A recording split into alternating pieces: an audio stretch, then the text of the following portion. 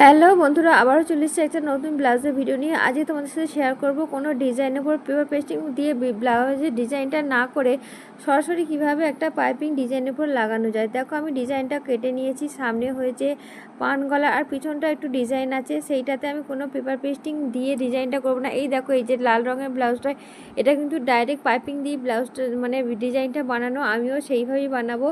আগে ডিজাইনটা করে নেব না, সরাসরি ডাইরেক্ট একবারে পাইপিং দিয়ে ডিজাইনটা করাবো। তবে পাইপিং দিয়ে ডিজাইন করাটা একটু মানে খুব ভালোভাবে না করতে জানলে করা যায় না, কারণ যে কোণগুলো আসে সেগুলো আনা যায় না পাইপিং দিয়ে, তাই ধীরে ধীরে করতে হয়। দেখো আমি প্রথমে একদম লাস্ট যে সে প্রান্তটা সেখানে আমি পাইপিংটা লাগিয়ে নিচ্ছি। যেভাবে পাইপিং লাগায় ডিজাইনের উপর আস্তে আস্তে দেখো একটু ওইখানটা একটু দড়ি লাগাতে হবে।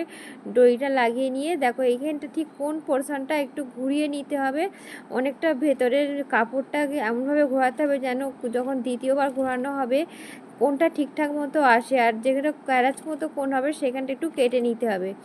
দেখো আস্তে আস্তে ধীরে ধীরে, এটা খুব তাড়াহুড়ো করলে হবে না, তাড়াহুড়ো করলে ডিজাইনটা ভালো আসবে না।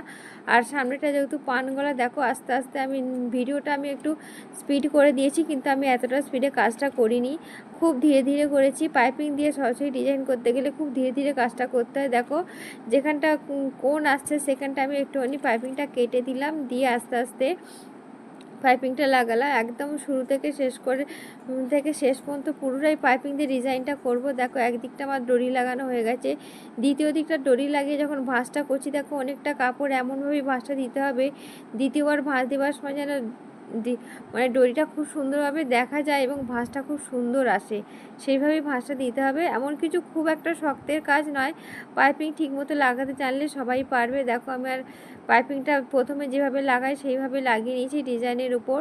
তারপর এবার পাইপিংটাকে উল্টে তার উপর দিয়ে একটা চাপ সেলাই দেবো, দিয়ে আর একটা চাপ সেলাই তার পাশ দিয়ে 1 ইঞ্চি দূর থেকে দিতে হবে। আর দিয়ে কিন্তু অবশ্যই ব্লাউজটা শেষে এই পাইপিংটা বসানোর শেষে অবশ্যই এটাকে আয়রন করতে হবে, আয়রন না করলে ডিজাইন খুব সুন্দর বসে না।